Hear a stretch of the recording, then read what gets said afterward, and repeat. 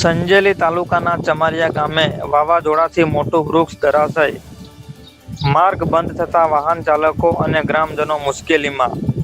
સંજેલી તાલુકાના ચમારિયા ગામના વેડફળિયા વિસ્તારમાં વાવાઝોડાના કારણે અચાનક એક વિશાળ વૃક્ષ રસ્તાની વચ્ચોવચ્ચ ધરાશાયી થવાની ઘટના સામે આવી છે।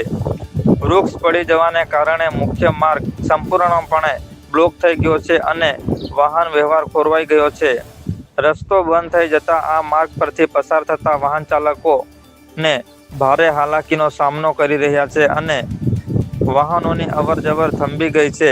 આ ઉપરાંત સવારના સમયે સ્થાનિક ડેરીમાં દૂધ ભરાવવા જતા ગ્રામજનો અને પશુપાલકો પણ રસ્તામાં અટવાઈ પડ્યા છે, જેના કારણે સ્થાનિક સ્તરે ભારે મુશ્કેલી ઊભી થઈ છે।